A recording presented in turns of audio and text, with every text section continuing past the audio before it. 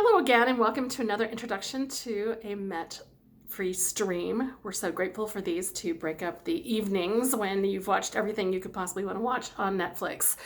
So now that you're done with Tiger King, we're going to do Gounod's Faust tonight. And I'm Carol Anderson from Utah Opera, Principal Coach, and I am happy to have you with me. So Faust is one of my favorite operas. It's one of the first ones I did professionally, so it's got a place in my heart. The Faust Legend is a very well-known story. It involves, if you don't know, a man who sells his soul to the devil in return for various rewards. It's been around for centuries. There was actually a historical figure named Johann Faust who died around 1540. Few facts are known about him beyond his education and his scholarly pursuits. The truth of his life became rapidly obscured by the stories about his dealings with black magic and with the occult and the devil. The story of Faust appears in a number of literary sources, like Dr. Faustus by Christopher Marlowe, for instance. But tonight's opera is based primarily on a play called Faust and Marguerite by Michel Carré, who was also one of the librettists of the opera. Carré's play is based in turn on part one of the great drama Faust by Johann Wolfgang von Goethe, the famous German romantic poet. The entire drama of Goethe deals with Faust from his first encounters with the devil, through his eventual redemption through the pursuit of knowledge at the end of part two. Part two gets very philosophical, and if you want to learn more about part two in classical music, you can listen to Mahler's Eighth Symphony. The second movement of that is based on part two of Faust. So part one of Faust focuses on the tragic story of Marguerite, and that's where the opera focuses as well. Charles Gounod was introduced to the Goethe drama by Fanny Hensel, the sister of Felix Mendelssohn. Gounod met the Mendelssohn siblings in Rome when he was studying there on a 3-year Prix de Rome fellowship. Gounod was particularly drawn to the character of Marguerite, more so than the character of Faust. To his mother, Gounod wrote that he dreamt of Marguerite, that he identified with her, and that his heart was perpetually touched by her image. Interestingly enough, when this opera is performed in Germany, it's called Margarete, because the Germans feel that the focus of Goethe's drama has been misdirected to make Marguerite the central character of the opera, rather than, so they're Goethe purists and call it Margarete. It is Marguerite's journey on which I'll talk a little bit tonight, and I want to talk about how the surrounding characters contribute to and highlight her development from this innocent girl to a debauched murderess to a redeemed child of God. She has a big arc in this show. So Marguerite makes her first appearance as a vision in the very first scene. Faust has summoned the devil Mephistopheles, to appear in his study in response to Faust's disillusionment with his old age and his state of mind. This is always a challenge too, because we have to start with Faust being quite elderly and then make a quick transformation into a handsome young man. Mephistopheles offers him youth in return for his soul, and Faust hesitates just a bit. He should have said no, but people always sell their soul when given the opportunity in fiction. In order to prod Faust further into signing the contract, Mephisto conjures a vision of Marguerite. There's a gorgeous horn solo that accompanies the shimmering strings.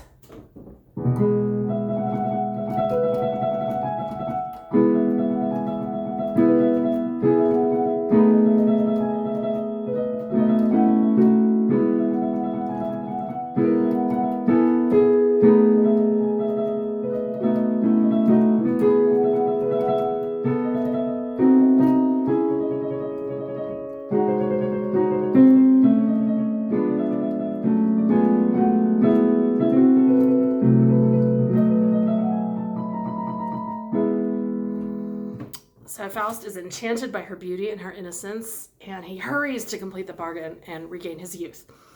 Marguerite, in her purity and sort of untouched state, is a great foil to the jaded and embittered scientist.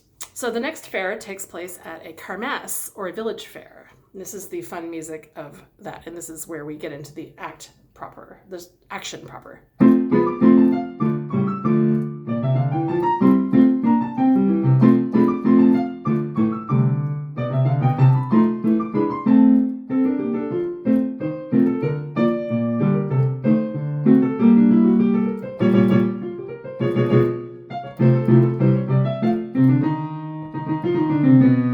so forth. So, and then the chorus comes in and there's a big festive scene at the village fair. Marguerite enters with her brother Valentin, who is leaving for war almost immediately. Marguerite gives Valentin a protective medallion for him to wear into battle.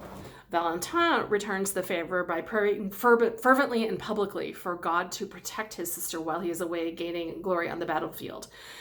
A side note, this famous baritone aria, known as Valentin's Prayer, Avant de quitter ces lieux, was not originally part of the opera.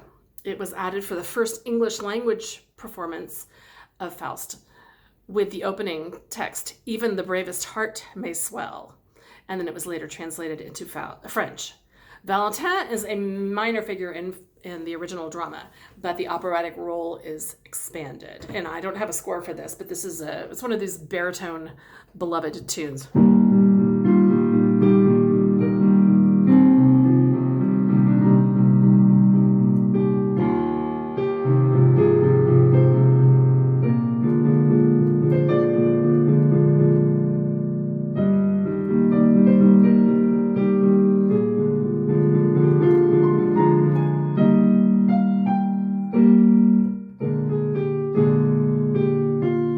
So that's a very famous tune. So imagine a French opera and then this random English opera aria in the middle of it, but it was a request of the baritone who sang it in London, a particular favor for him. So later in the scene, Marguerite meets Faust face to face, and in their brief encounter, she is polite, somewhat flustered, and extremely humble. Faust addresses her as lovely lady, but she says, "I'm not lovely, I'm not a lady, nor do I need an escort." And they have this little waltz. So there's a waltz going on in the dance, and then we stop and everything becomes quite sweet and romantic for a brief moment until the waltz returns, and now Faust and Marguerite are dancing together. She's just overwhelmed as an innocent young village girl who probably hasn't met a lot of men besides her brother and his goofy friends. She's overwhelmed by this handsome, urbane, sophisticated young Faust. So the next scene is often referred to as the garden scene. And this is where Marguerite's transformation begins. We've seen that she's pristine, untouched, and very sort of innocent. She first sings a simple tale of eternal devotion called Le Roi du Tillet. She clearly has a dream of finding that kind of love for herself. The story is supposedly one of antiquity, and it has kind of a modal or ancient folk feel to the tune. So it's quite a long scene, and we'll get to the part that you probably know the most, but let's start out first with the Roi du Tillet.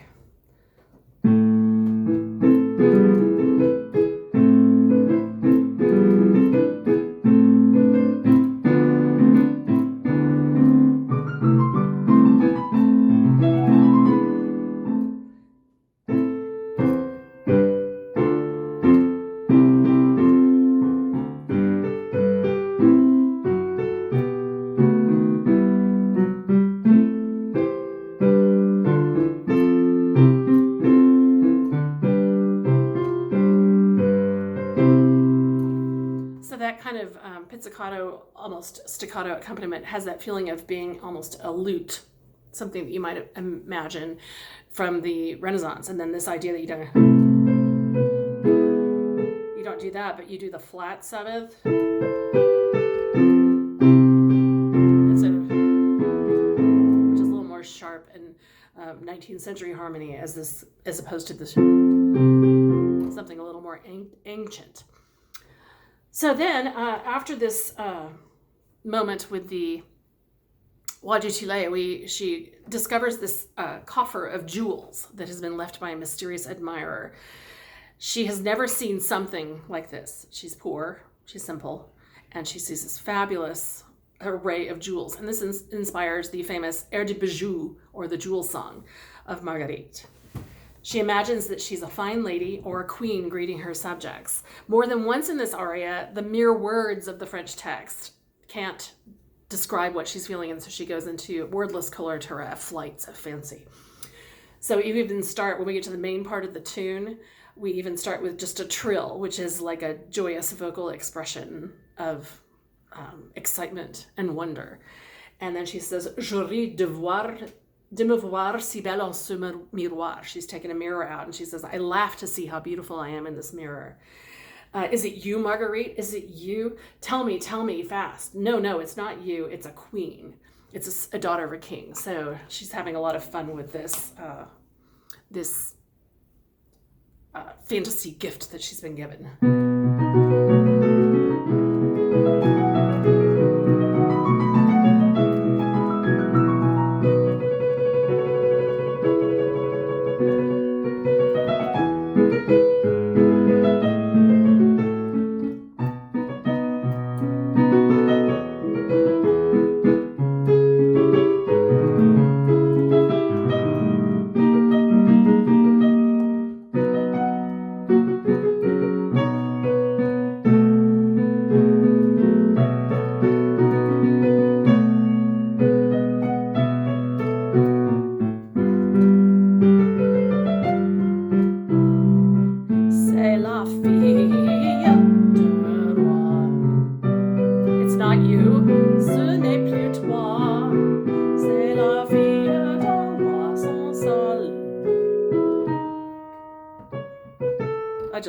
I turned the page and I had not Xeroxed the page.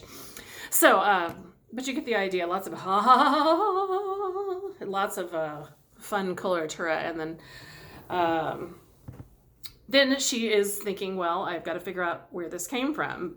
Well, it does. The answer comes very quickly. Faust and Mephisto show up, and a quartet follows. Mephisto distracts the chaperone Martha in order to give Faust some time to make his move on Marguerite. This number has some of the only comedy in the opera.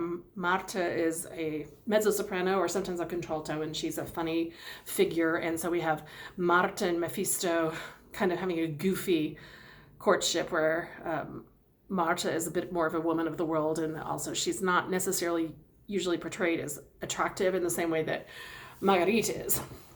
So Mephisto is sort of fake flirting with this woman of the world while Faust tries to get the innocent one to give in.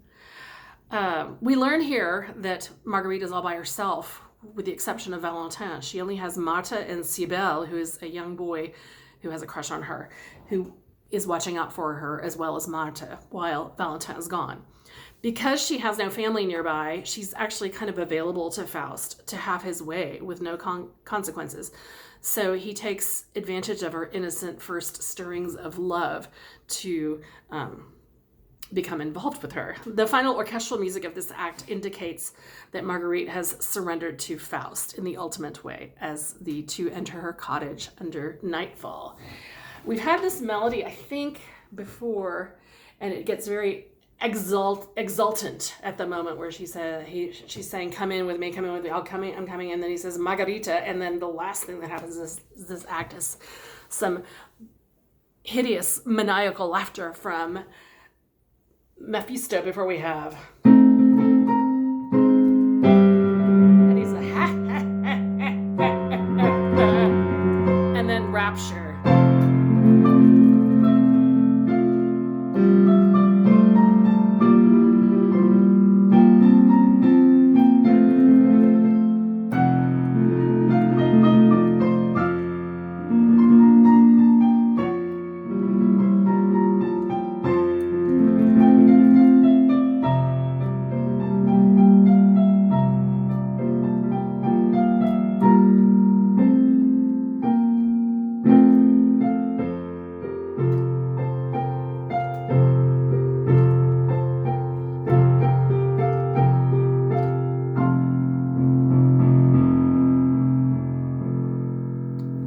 Glorious.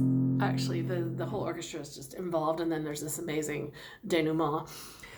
So months later, Marguerite has been abandoned by Faust, and has had his child. Cybele is still by her side, as is faithful Martha.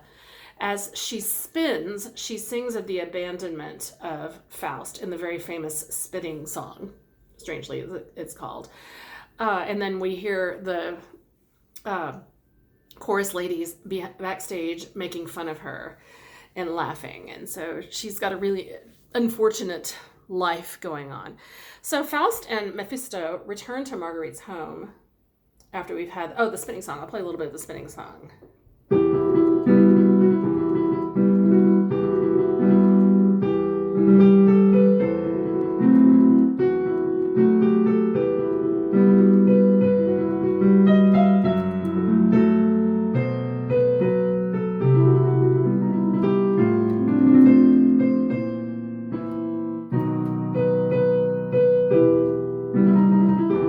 And the strings do this.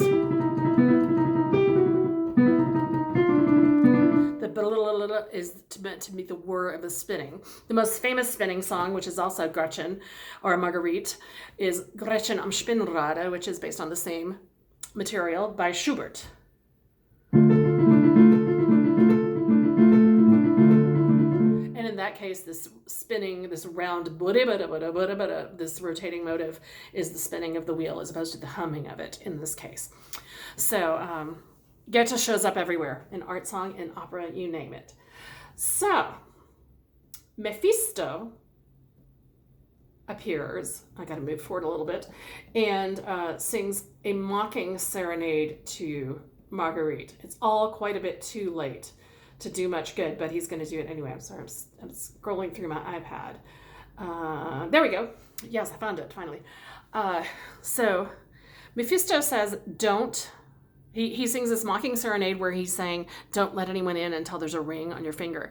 Well, that's too late. The horse is bolted. Let's not shut the gate now, because clear. And then there's a lot of these laughs, maniacal laughter, of course, demonic laughter, if you will, that is scored into it as well. So do not give a kiss to your lover until the ring is on your finger. And usually if it's set in a traditional setting, which I'm not sure which this is, he'll have like some kind of guitar or lute to accompany himself. And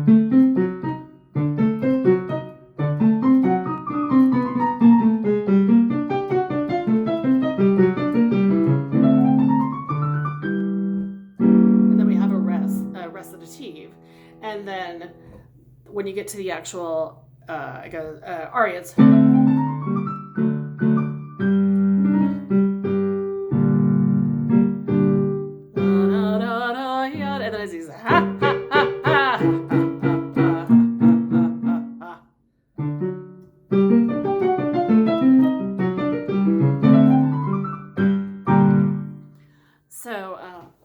breaking Marguerite's heart, I'm sure. And then the soldiers all return from this battle, whatever battle they've been at, and Valentin comes back. He is appalled to see what has happened to his sister while he's been gone, and fights a duel with Faust on her behalf, for her honor. Mephisto uses his occult powers to interfere with the outcome of the duel, and Valentin is mortally wounded.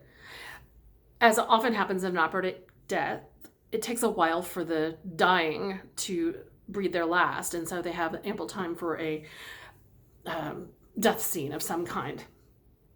So during this death scene, he curses Marguerite and calls upon God for her death and punishment.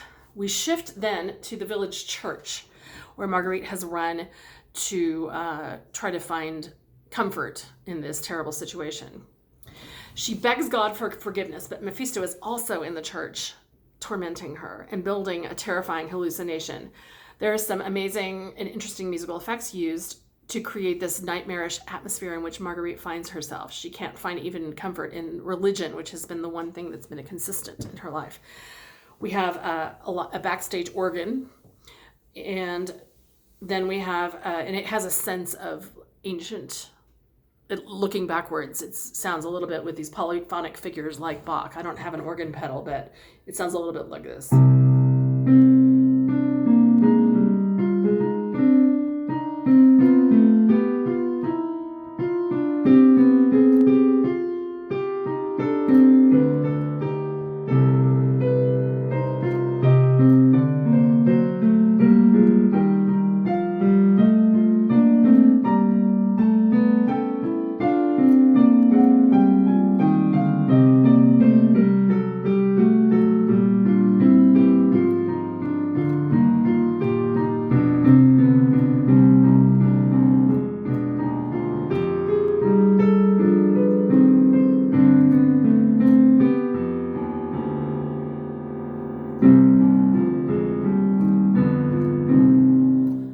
that sounds like something that Bach could have written easily.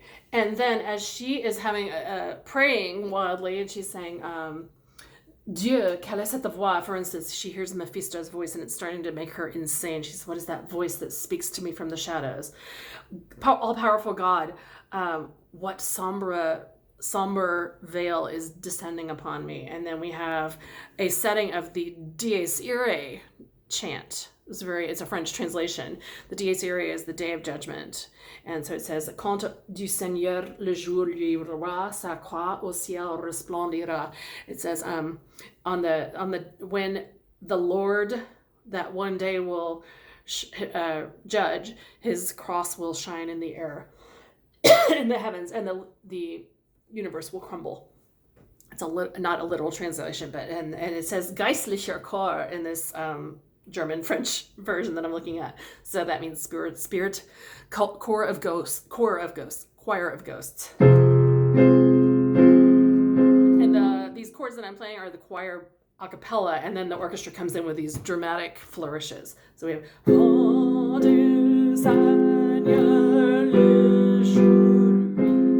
orchestra, choir and organ,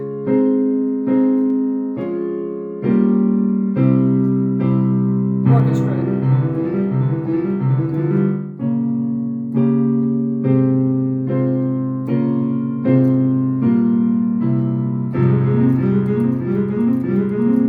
it's kind of amazing. Very dramatic. Sometimes, I'm not really certain of this, sometimes these scenes are slightly reordered.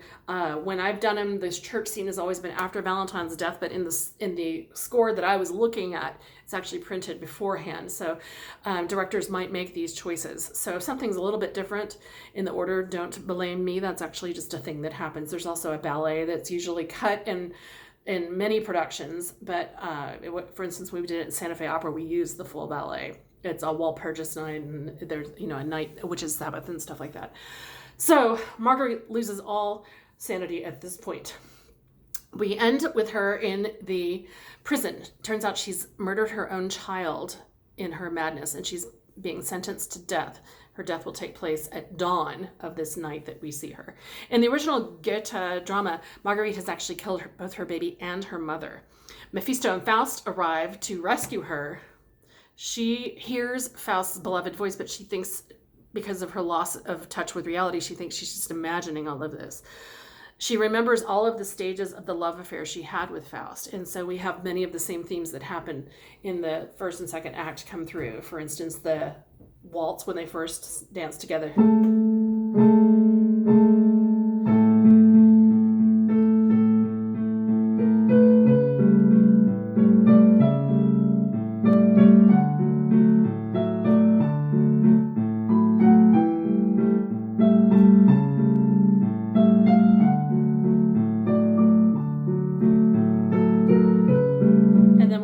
Exact quote when she says,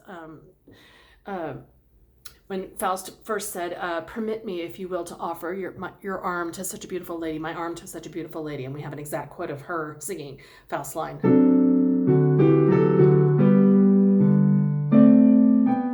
So wandering through all of the events of her life, the time that she was happy, she doesn't wander so much into the terrible bits.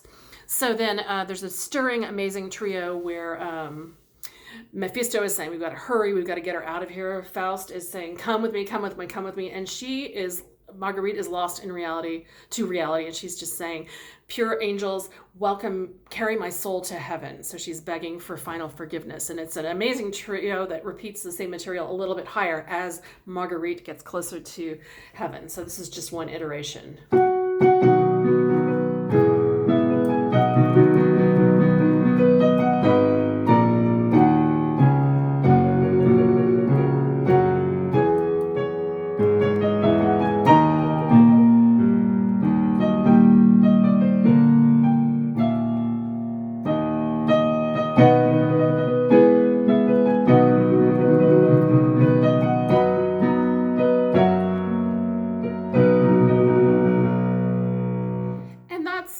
Often the final music. There is an apotheosis, which sometimes happens afterwards, where after she's brought to heaven, the heavenly choir welcomes her and sings Sovea, saved. So that will probably happen. And that's marked as this Apotheosis, which just sort of means a final tag, conclusion, if you will. So she does ascend into heaven, whether figuratively or literally, depending on the production.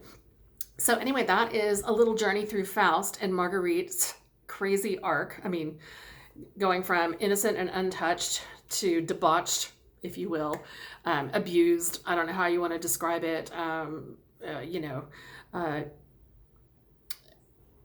You could say that she was a willing participant, or you could say that Faust took advantage of her, however you want to say it, and then ultimately saved and reconciled. It's a trope of opera, the woman who is finally finds redemption at the end. We're going to see that in the next show, which is Manon.